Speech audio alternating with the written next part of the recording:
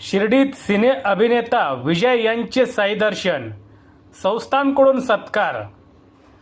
प्रसिद्ध दाक्षिणात्य सिने अभिनेते विजय यांनी श्री साईबाबा समाधी मंदिर येथे भेट देत श्री साईबाबांच्या समाधीचे भावपूर्ण दर्शन घेतले। त्यांच्या आगमनामुळे मंदिर परिसरात भक्तांमध्ये उत्साहाचे वातावरण पाहायला मिळाले। दर्शनानंतर श्री साईबाबा संस्थान ट्रस्ट यांच्या वतीने मुख्य कार्यकारी अधिकारी गोरक्ष गाडीलकर यांनी विजय यांचा शाल व श्रीफळ देऊन सत्कार केला। यावेळी उपमुख्य कार्यकारी अधिकारी भीमराज दराडे, मंदिर प्रमुख विष्णू थोरात तसेच जनसंपर्क अधिकारी दीपक लोखंडे उपस्थित होते। सत्य एक्सप्रेस न्यूजसाठी रवींद्र जगताप।